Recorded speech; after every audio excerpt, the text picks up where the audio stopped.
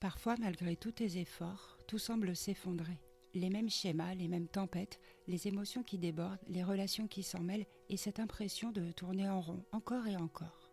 Mais, et si ce chaos n'était qu'un passage vers la clarté, si chaque douleur contenait en elle la beauté d'une métamorphose, et s'il était possible de marcher sur un chemin où chaque pas te rapproche de ta paix intérieure? Imagine des émotions apaisées, des relations équilibrées, une vie alignée avec toi-même où ton passé n'est plus un poids mais un tremplin. Si ces mots résonnent en toi, bonjour et bienvenue dans l'Alliance Thérapeutique, le podcast où commence ta transformation émotionnelle et relationnelle. Je suis Sophie Bacan, thérapeute et hypnothérapeute, et chaque jour j'accompagne des personnes qui, comme toi, ont le courage d'avancer vers une vie alignée, sereine et libre. Dans chaque épisode, nous allons explorer ensemble la psychologie pour comprendre et transformer, que ce soit pour apaiser ton stress, dépasser tes blocages ou retrouver ta confiance en toi. Les relations pour bâtir des liens authentiques, qu'il s'agisse de mieux communiquer avec tes proches ou de sortir des schémas toxiques. La santé sexuelle pour renouer avec le désir et le plaisir en réconciliant corps et esprit. Et l'hypnose pour cultiver la sérénité intérieure, calmer ton mental ou renforcer ton bien-être au quotidien. Que tu cherches à renforcer ta confiance, à libérer ton potentiel ou à nourrir des liens plus sincères, l'Alliance Thérapeutique t'offre des clés concrètes pour avancer avec clarté et équilibre. Le premier épisode sera disponible le 7 avril dès 6h du matin, puis un lundi sur 2. Alors abonne-toi dès maintenant pour ne pas le manquer. J'aimerais te dire que ce podcast, je l'ai rêvé, porté et préparé avec le cœur. Et je ne te cache pas que j'ai un peu peur, mais au fond, c'est aussi ça le courage. Avancer, même quand ça tremble. Je me lance et j'espère que tu seras là de l'autre côté. Alfred Adler a dit « Il n'est jamais trop tard, mais il est toujours grand temps ». Alors si tu penses qu'il est temps pour toi, je t'ouvre les portes de mon cabinet. Entre, installe-toi confortablement et ensemble, construisons un monde plus doux.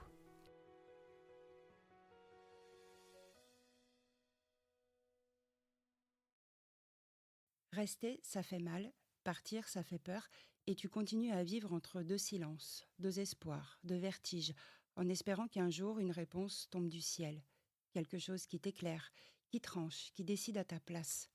Mais les jours passent et rien ne vient, pas de révélation, pas de bascule évidente, juste cette fatigue de plus en plus lourde et cette confusion de plus en plus dense. Tu t'accroches à ce qui fut beau, à ce qu'il ou elle a été un jour, à ce que vous avez construit, aux souvenirs qui brillent, même s'ils sont loin. Il t'arrive sans doute de te dire que toutes les relations passent par là, que l'amour ce n'est pas toujours doux, pas toujours simple, que tu ne peux pas tout jeter pour quelques mois de silence, quelques disputes, quelques déceptions. Tu te dis que ce n'est pas si grave, mais grave pour qui ? Il n'y a peut-être pas eu de cri, pas d'infidélité, pas de drame, ou peut-être que si, il se peut qu'il y ait eu des mots durs, des silences qui blessent, des absences émotionnelles. Est-ce que tu t'es senti seul, ignoré ou même rabaissé, et pourtant tu restes parce qu'il ou elle s'excuse, parce qu'il ou elle promet, et que tu continues d'espérer qu'un changement soit encore possible.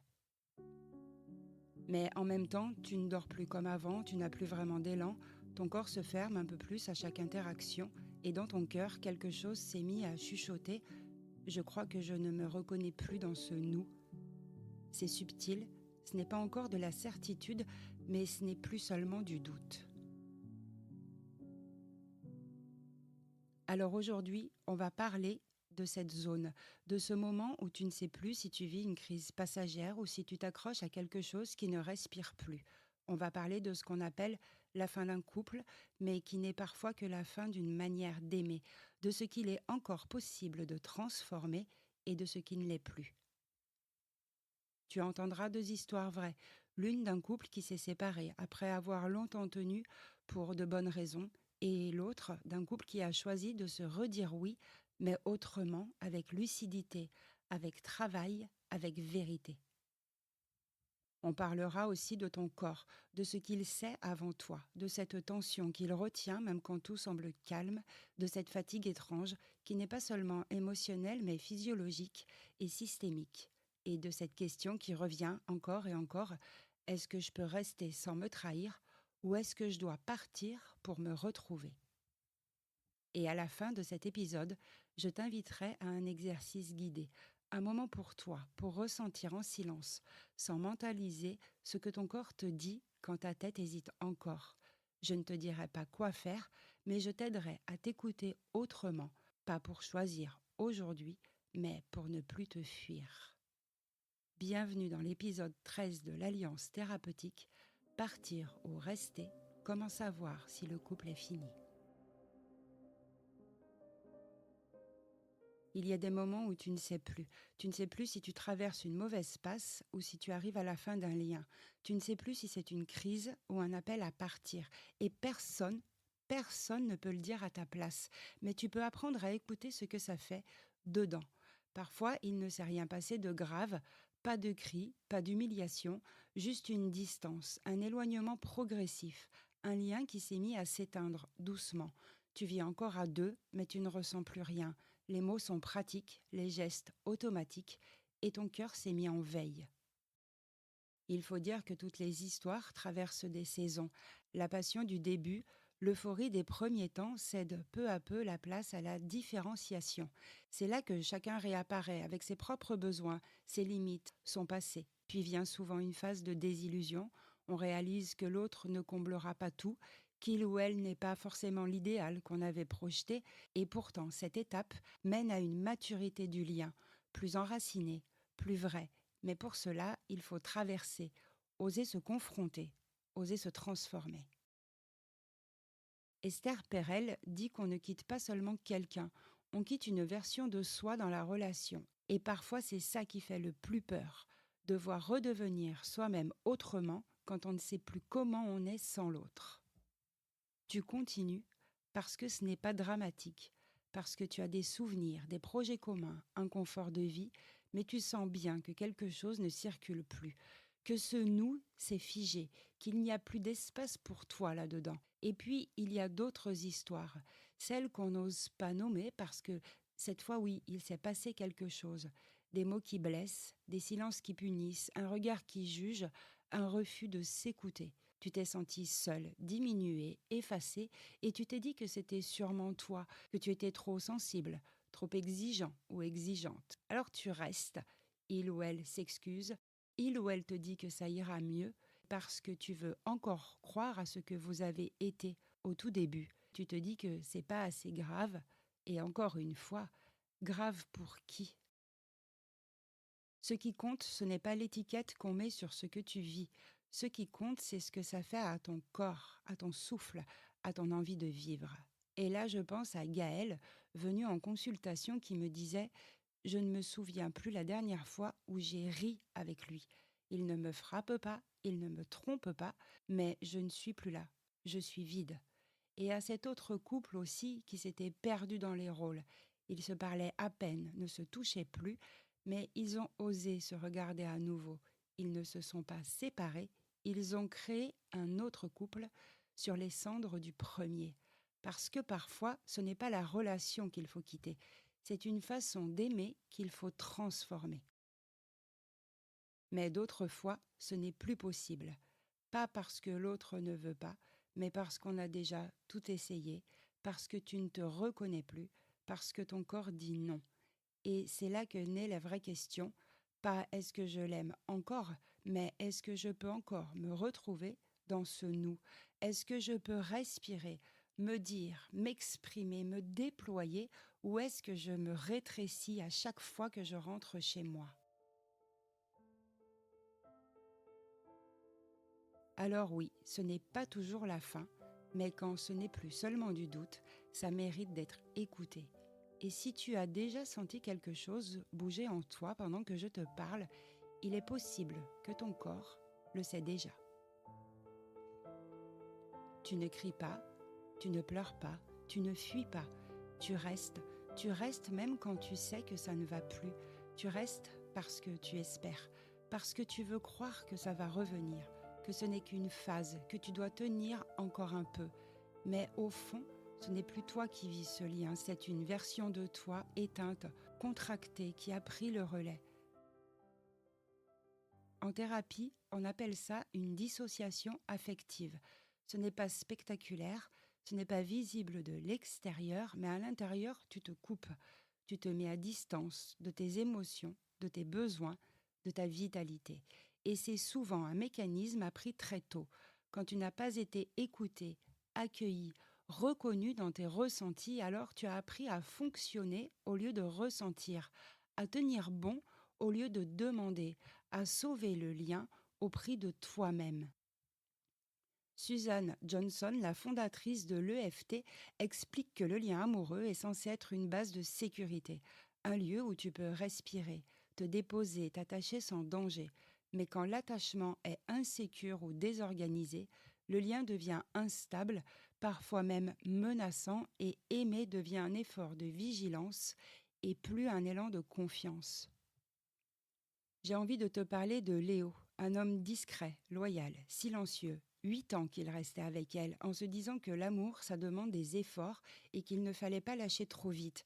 Mais à force d'efforts, il s'était effacé. Un jour, il m'a dit cette phrase que je n'oublierai jamais. Je me suis endormi vivant et réveillé absent. Pas parce qu'elle m'a quitté, mais parce que je m'étais quitté moi-même. Il n'avait pas choisi le chemin de la colère. Il était parti dans un élan de dignité retrouvée, pas contre elle, mais pour lui. Rester, ce n'est pas toujours aimer. Parfois, c'est juste répéter ce qu'on a appris, faire passer l'autre avant soi, se taire pour préserver un équilibre illusoire. Mais un jour, ton silence devient une trahison, pas envers l'autre, mais envers toi-même. Et c'est à cet endroit que naît la vraie question: est-ce que je veux continuer à m'oublier pour que ça dure ?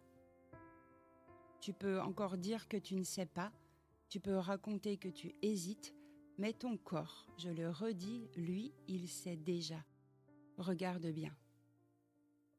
Tu respires moins bien quand il ou elle est là, tu dors sans repos, tu manges sans goût, tu souris sans conviction, et ce n'est pas juste de la fatigue, ce n'est pas le quotidien, c'est ton corps qui est entré en mode survie. Tu crois que tu tiens bon, mais en réalité tu te figes, tu te retiens de sentir pour ne pas souffrir. Quand on n'est plus en sécurité dans une relation, le corps s'adapte. C'est automatique, biologique. Stéphane Porges appelle ça la corégulation, un principe fondamental. Ton système nerveux a besoin de capter des signaux de sécurité dans la relation pour se sentir apaisé. Un regard doux, une voix stable, un geste prévisible, une présence fiable. Quand ces signaux disparaissent, ton corps se met en alerte. Il scrute, il anticipe, il se contracte, même si tu te dis que tout va bien, même si tu veux encore y croire. Ton histoire n'est pas une histoire isolée. Beaucoup vivent des liens sans cris, sans dispute, mais aussi sans vie. Et ce vide-là, ce silence-là, est parfois plus douloureux encore que le chaos, parce qu'il est invisible et qu'il épuise sans laisser de traces. Alors tu compenses, tu fais des efforts, tu t'adaptes, tu portes tout pour deux, mais plus tu compenses, plus tu t'effaces. Tu fais tout pour ne pas déranger, tu t'ajustes, tu rationalises, tu endures, mais à force d'endurer, c'est toi que tu retiens, c'est toi que tu abandonnes un peu plus chaque jour. Ce n'est pas de la faiblesse et tu n'as pas à en avoir honte, c'est une tentative de survie. Ton corps essaie de rester dans un lien qu'il ne lui parle plus. Et ça, ce n'est pas de l'amour, c'est une habitude neurologique devenue stratégie de protection. Tu veux encore croire que ça reviendra, tu refuses de prendre une décision, mais cette tension que tu sens dans ton ventre, ce poids dans ta poitrine, cette impression de vivre à côté de toi, ce n'est pas une impression, c'est ton système nerveux qui murmure « je n'en peux plus de survivre ». Et quand le corps dit « stop », ce n'est pas pour détruire, c'est pour te rappeler que tu mérites d'exister. Maintenant, on va aller voir un autre plan. Pas celui du corps, celui de ton héritage, de ce qu'on t'a transmis, de ce qu'on t'a appris à supporter, à tolérer, à nier. Parce que parfois, ce n'est pas ton cœur qui veut rester, c'est ta loyauté, ta peur de décevoir, ta honte d'échouer. Et si c'était ça, la vraie prison. Il y a des questions qu'on ne pose pas à la légère. Des questions qui ne cherchent pas une réponse immédiate, mais qui agissent en silence, comme une goutte qui creuse la pierre. Elles ne décident pas à ta place, mais elles éclairent. Alors aujourd'hui, je t'en propose 3, pas pour trancher, mais pour ouvrir. Ces questions ne sont pas réservées à une seule forme de couple. Elles s'adressent à toute relation où l'amour cherche à s'exprimer, quel que soit le genre, l'orientation ou les mots qu'on choisit pour définir ce lien. On commence avec cette question. Suis-je en mesure de rester sans me renier? Pas te raconter, pas t'adapter, mais te dire entièrement. Est-ce que tu peux nommer ce que tu ressens, partager ce qui te traverse, même quand c'est flou, même quand c'est inconfortable? Est-ce que tu peux être en colère, avoir envie, être en désaccord sans craindre de perdre l'amour ou d'être rejeté? Ou bien est-ce que tu choisis tes mots, tu retiens tes gestes, tu te brimes, tu t'effaces pour ne pas déranger, pour que ça passe? Parce qu'un couple vivant, c'est un espace où l'on peut se dire sans avoir peur de se perdre. Et si cet espace-là n'existe plus, alors peut-être que ce n'est pas toi que tu protèges, c'est toi que tu abandonnes. Et puis il y a cette autre question, tout aussi vertigineuse. Est-ce que tu te sens encore vivant, vivante, libre, soutenu, ou bien comprimé, minimisé, épuisé, pas dans l'absolu, pas dans les théories, mais dans la réalité de ton quotidien? Quand tu respires près de l'autre, est-ce que tu sens ton corps s'ouvrir ou au contraire se contracter? Est-ce que tu ris encore? Est-ce que tu rêves encore? Est-ce que tu te sens accueilli, même dans tes contradictions? Ou bien est-ce que tu te rétrécis? Est-ce que tu fais semblant? Est-ce que tu souris pour ne pas faire de vagues? L'amour ne doit pas te rapetisser, il doit te laisser de la place. Et enfin, il y a celle qu'on ose rarement formuler. Est-ce que tu restes par amour ou par peur? Parce qu'on confond souvent attachement et amour. On croit que rester, c'est aimer, mais parfois c'est juste ne pas savoir comment partir. Peur de blesser, peur de briser, peur d'être seul, de se tromper, peur de faire du mal aux enfants, à la famille, à l'image qu'on renvoie. Alors tu restes, tu t'adaptes, tu t'oublies. Mais est-ce que ce que tu vis est encore un choix ou bien est-ce une inertie, une fidélité à la peur, à ce que tu crois devoir supporter pour mériter d'être aimé?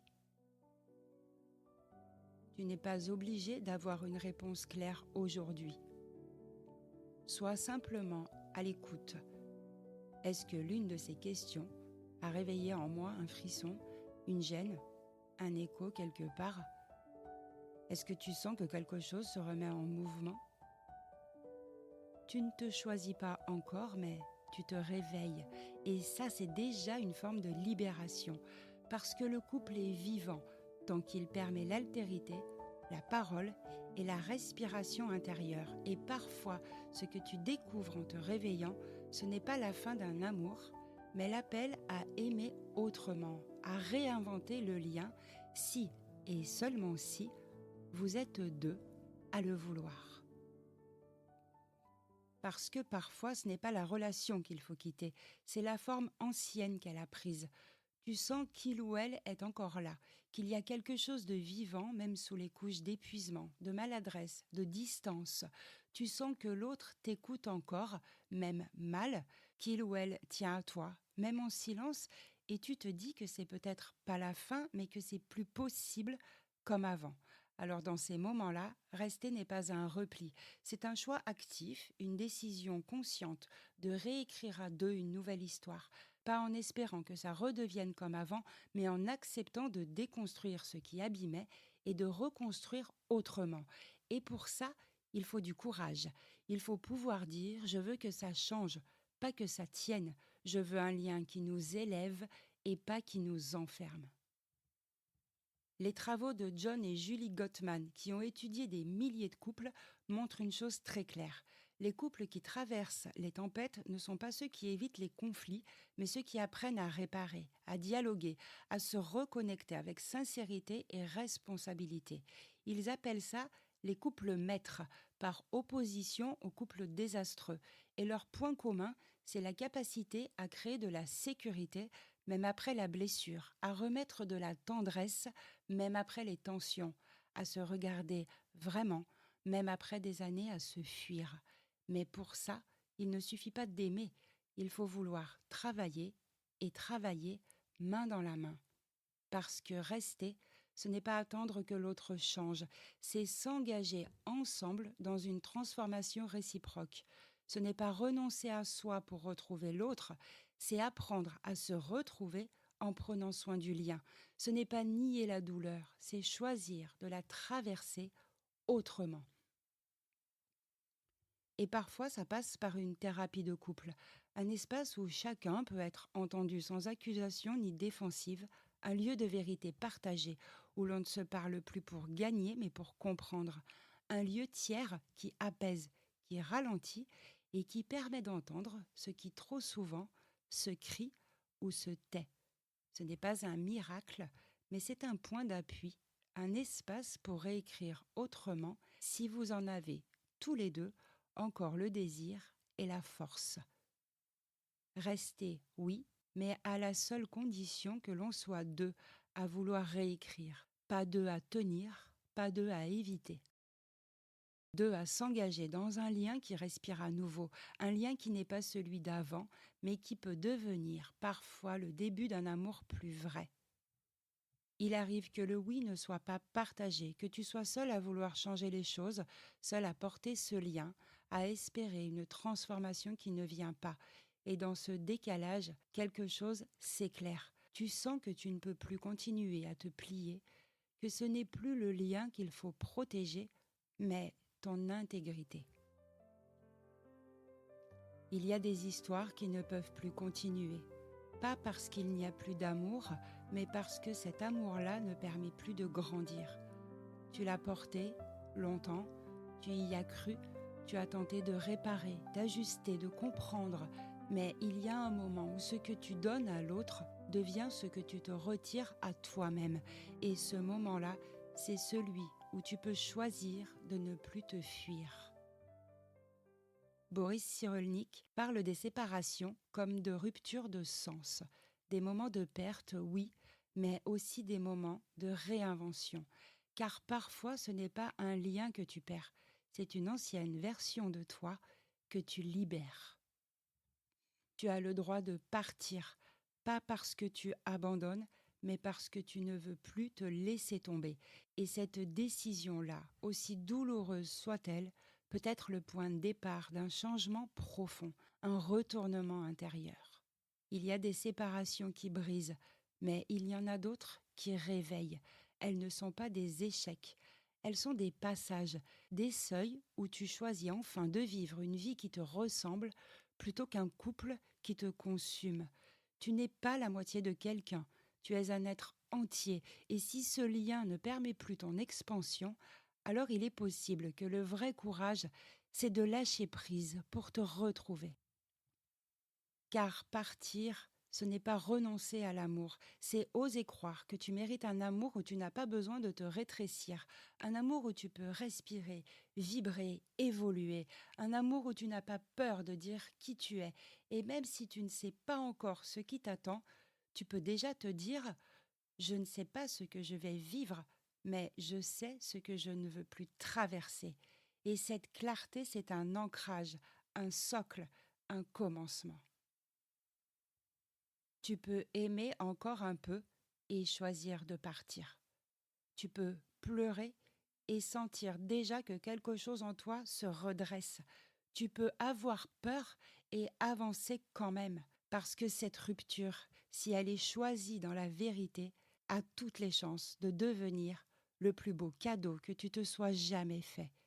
Non pas pour oublier, mais pour t'autoriser une vie alignée, habitée, libre, une vie où tu ne restes pas par loyauté à ta douleur, mais où tu avances par fidélité à ta lumière. Je t'invite à présent à prendre un instant pour toi dans cet exercice introspectif guidé que j'ai appelé au bord du choix. Avant de commencer à te guider, je t'invite à vérifier où tu es. Cet exercice demande de l'attention, du calme, une forme de disponibilité intérieure.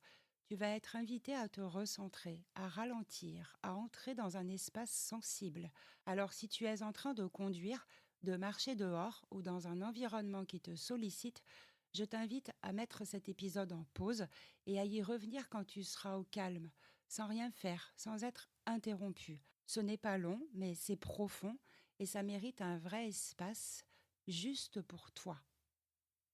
Et si tu es dans un lieu tranquille, alors installe-toi et laisse-toi guider, sans précipitation. Trouve une posture où ton corps n'a pas besoin de lutter. Peu importe si tu préfères la position assise, allongée ou simplement appuyée contre un dossier, l'essentiel c'est de ne rien tenir, de t'autoriser à te déposer. Et quand tu sens que tu es là, vraiment là, commence par sentir ton poids. Le poids de ton bassin, le poids de tes jambes, de ta tête, et laisse ce poids s'installer, descendre, se poser. Tu n'as rien à faire pour ça. Ton corps sait comment s'abandonner à la gravité. Laisse-le s'en souvenir. Et pendant que tu écoutes ma voix, tu peux porter ton attention sur tes pieds. Est-ce qu'ils sont bien à plat? En appui? Peux-tu sentir la température du sol sous tes talons? Et si tu y portes attention, quelque chose s'apaise déjà. Observe maintenant tes mollets, puis les genoux. Ressens-les de l'intérieur. Est-ce qu'il y a de la tension, de la fatigue, du vide? Tu ne changes rien. Tu observes. Tu laisses être. Puis les cuisses, les hanches, le bas du ventre. Tu peux même poser une main sur ton ventre juste pour sentir le souffle qui le traverse. Et puis laisse cette vague remonter vers le thorax, la poitrine, les épaules. Souvent, on retient beaucoup ici. Alors, demande à tes épaules, est-ce que je peux vous laisser tomber un peu plus? Tu n'as pas besoin de tout lâcher, juste un peu. Puis observe ta gorge, ta mâchoire, tes joues et même tes yeux. Tu n'as rien à regarder, rien à prouver. Tu peux relâcher ton regard, laisser tomber l'effort. Et pendant que ton corps s'installe, tu peux remarquer que ta respiration aussi a changé. Un peu plus lente, un peu plus souple, un peu plus intime. Tu es là et c'est suffisant.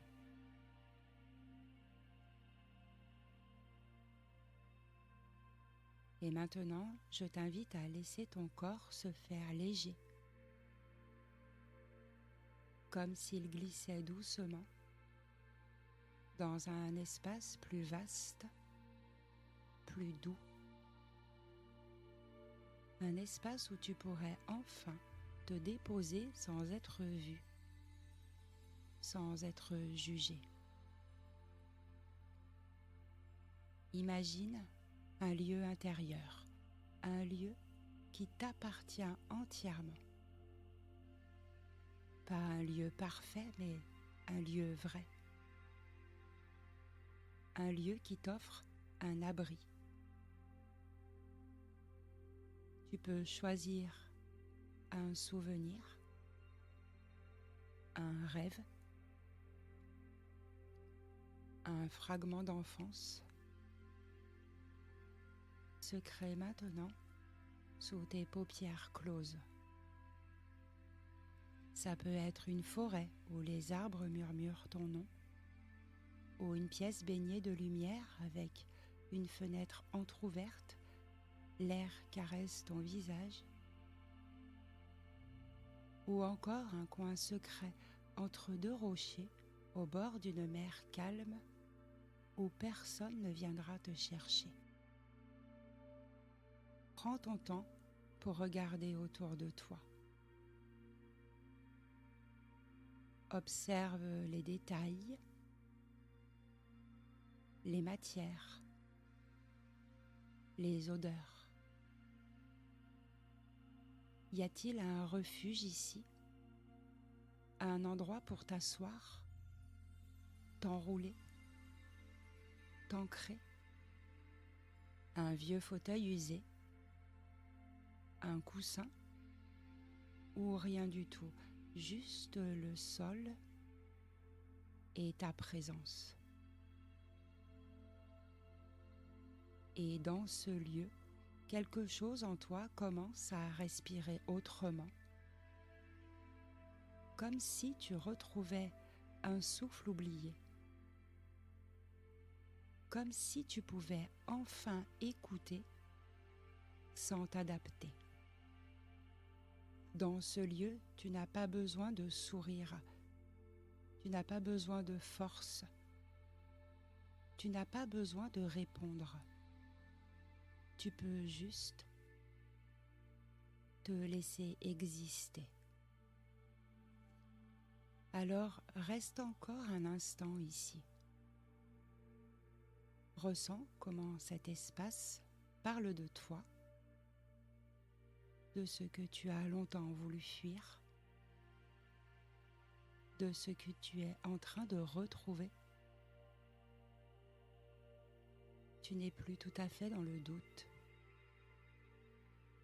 Tu n'es pas encore dans la décision. Tu es juste au bord. Tu es toujours là, au bord du choix. Face à toi, deux portes. L'une d'elles porte une inscription.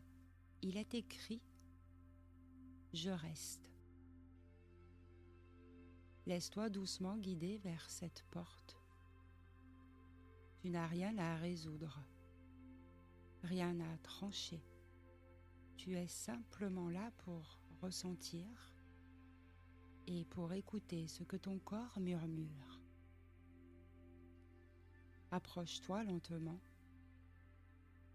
Tu n'as pas besoin d'entrer tout de suite. Reste là un instant, devant, et laisse monter ce que cette simple proximité éveille en toi. Une sensation, une tension, un élan, un refus. Tout est bienvenu. Puis, lorsque tu t'en sens capable, franchis le seuil de la porte. Tu entres dans cette version de ta vie, celle où tu choisis de rester. Rester dans ce lien. Rester auprès de cette personne. Rester dans cette relation. Laisse émerger une ambiance, une image, une scène intérieure, ou simplement une impression diffuse. Tu n'as pas besoin de visualiser clairement. Tu peux simplement ressentir. Tu te réveilles à ses côtés. Tu reprends le fil de vos habitudes. Tu fais en sorte que ça tienne. Tu t'efforces de rester à la hauteur. Comment est ta respiration ici? Est-ce qu'elle s'ouvre ou se contracte légèrement, presque à ton insu? Est-ce qu'il y a une légèreté, une résistance, une tension sous-jacente? Est-ce que tu te sens libre de dire ce que tu ressens, d'exister entièrement, ou est-ce que tu tiens à l'équilibre en sacrifiant des morceaux de toi? Ressens ce que cette posture maintient et ce qu'elle étouffe. Est-ce que tu te sens entendu, soutenu, ou plutôt toléré, attendu, surveillé? Il ne s'agit pas de juger. Il ne s'agit même pas de savoir si c'est bien ou mal. Il s'agit de ressentir la vérité de ton être, là, dans cette version de ta vie. Et si tu allais encore un peu plus loin, qu'est-ce qui te pousse à rester? Est-ce encore l'amour? Une forme de loyauté? Une promesse ancienne? Une peur du vide, du manque, de l'inconnu? Est-ce qu'une voix dit en toi « Je ne peux pas abandonner ce qu'on a construit »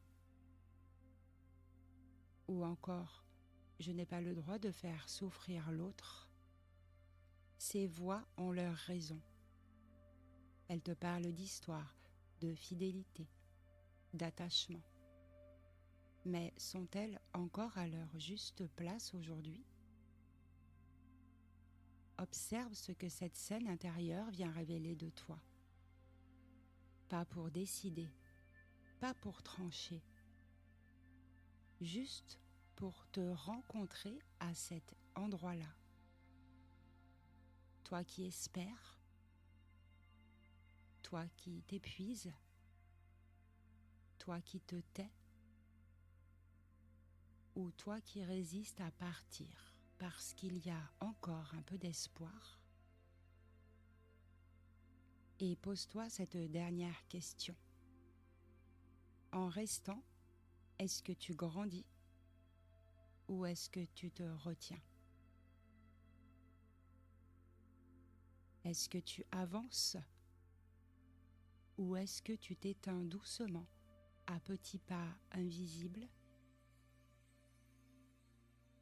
Reste encore un instant ici, ne décide pas, accueille.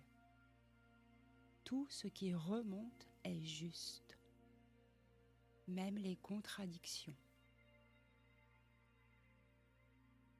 Puis, quand tu sentiras que c'est le moment pour toi,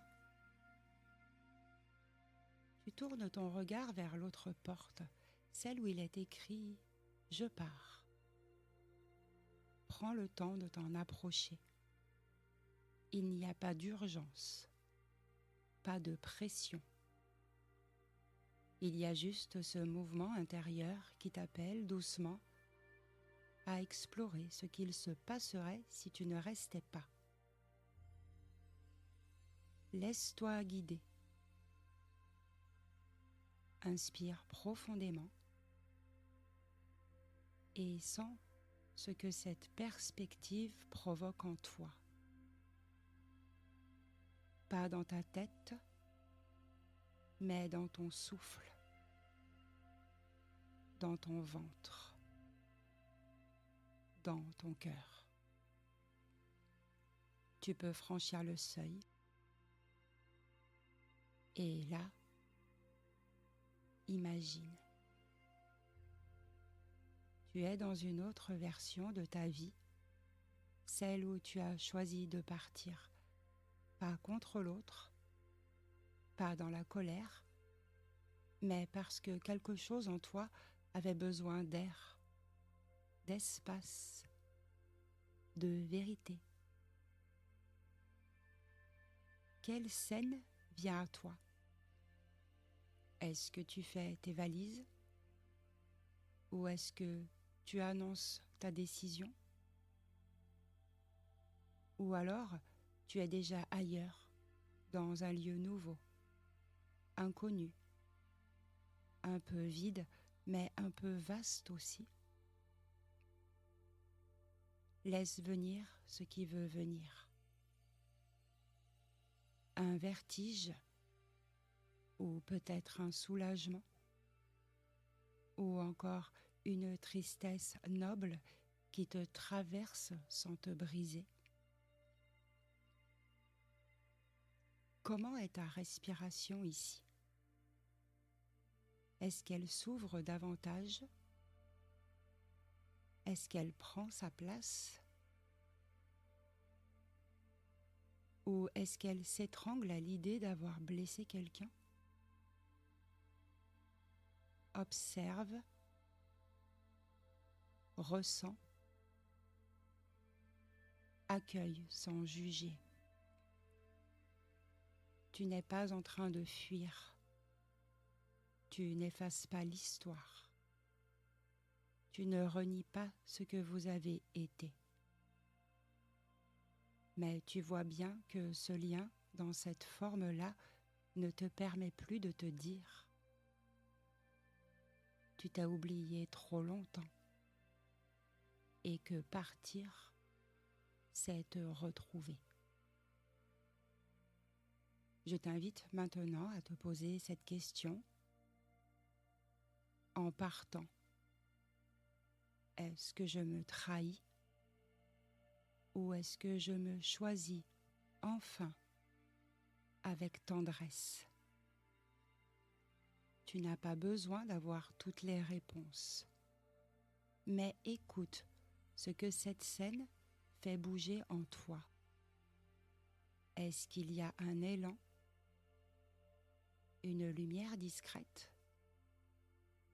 une impression que quelque chose en toi reprend vie? Il se pourrait que tu ressentes de la solitude, du manque, des doutes.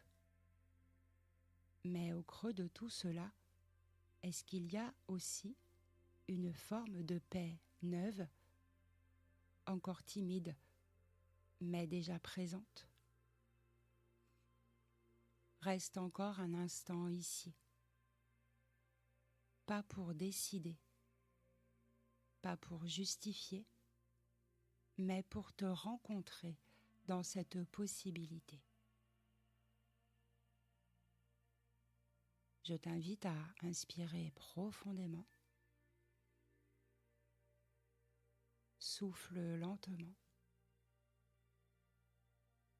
Et tu peux à présent quitter doucement cette scène intérieure, revenir à cet espace en toi, au bord du choix. Tu es là, de retour dans cet espace au bord du choix, entre les deux portes. Tu viens de traverser deux mondes intérieurs, deux chemins possibles, deux vérités. Alors, prends un instant pour respirer encore plus profondément, pour revenir dans ton corps, ici et maintenant. Tu n'as rien à forcer, tu n'as rien à trancher tout de suite. Pose cette question simple. Qu'est-ce que je sens là maintenant? Est-ce un apaisement, un tourbillon, de la clarté ou pas encore? Accueille ce qui est là parce que ce n'est pas ta tête qui saura, c'est ton corps, ton souffle, ta vibration intérieure qui te montre la voie. Demande-toi tout doucement lequel de ces deux chemins me ressemble le plus dans ma vérité d'aujourd'hui. À quel endroit est-ce que je respire le plus librement? Lequel me permet d'être moi sans me perdre? Tu ne cherches pas une décision parfaite, tu cherches un alignement sincère, quelque chose en toi qui dit « c'est là que je peux avancer, même si c'est flou, même si c'est fragile ». Reste avec cette sensation encore un instant. Offre-toi ce cadeau, celui de sentir avant de choisir, de t'honorer, même dans le doute. Et puis doucement, je t'invite à réouvrir les yeux, s'ils étaient fermés, à bouger légèrement ton corps, à reprendre place dans ton espace, mais garde avec toi ce que tu as vécu, ce que tu as ressenti, ce que tu as découvert, parce que parfois le choix n'est pas une rupture, c'est une fidélité retrouvée à toi-même. Et si tu ne sais pas encore que quelque chose en toi bouge doucement, mais que tu n'es pas encore en capacité de trancher, laisse venir. Certaines décisions prennent des mois, d'autres des années. Le corps a besoin de sécurité pour bouger, le cœur a besoin de légitimité pour oser. Ce n'est pas une faiblesse de ne pas savoir aujourd'hui, c'est déjà une force d'oser sentir. Tu n'as pas besoin d'aller vite, tu as juste besoin d'être honnête avec toi. Tu viens d'écouter un épisode dense et si quelque chose en toi continue de remuer, c'est normal. On croit souvent que partir ou rester, c'est un choix binaire, mais en réalité c'est un chemin, un processus. Et parfois le vrai tournant, ce n'est pas de trancher, c'est de se rencontrer soi-même dans cette relation, d'écouter ce qui en soi a envie de respirer à nouveau. Alors je veux te rappeler ceci, tu as le droit d'aimer, tu as le droit de douter, d'espérer et tu as aussi le droit de choisir un chemin où tu ne te perds plus. Tu ne détruis rien en te choisissant. Tu ne renies pas l'autre en quittant un lien qui t'abîme. Tu fais juste un pas de plus vers ta propre vérité. Et cette vérité-là, même si elle fait peur, même si elle bouscule, elle est la seule qui peut t'ouvrir une vie alignée. Je te remercie d'avoir écouté cet épisode et d'avoir partagé ce moment avec moi. Si ce sujet t'a parlé ou t'a fait penser à quelqu'un, n'hésite pas à le partager parce que tu sais, parfois, quelques mots peuvent changer une trajectoire. Et si tu sens que tu veux aller plus loin, je peux t'accompagner. Tu n'es pas seul et tu n'as pas à choisir dans la peur. Tu trouveras dans la description de cet épisode toutes les références citées, ainsi que les liens vers mon site, ma bibliographie complète et mes réseaux sociaux pour suivre l'actualité de mes accompagnements et de ce podcast. Et si tu as envie de le soutenir, tu peux lui laisser une note 5 étoiles sur ta plateforme d'écoute préférée. C'est un petit geste, mais il a beaucoup de sens pour moi parce qu'il m'encourage à te partager encore d'autres clés. Parce qu'ensemble, on peut faire circuler d'autres manières d'aimer, de parler, d'être en lien. Et surtout, n'oublions pas ceci, les amis, en prenant soin de soi et de nos relations, ce n'est pas seulement notre propre vie que nous apaisons et embellissons, c'est aussi un cadeau immense qu'on offre au monde qui nous entoure. C'est la promesse d'un héritage apaisé, conscient, aimant, que nous transmettons à nos enfants, à nos proches, aux générations futures. Chaque relation transformée, chaque lien guéri est une petite graine semée pour un monde plus doux, plus libre, plus profondément humain.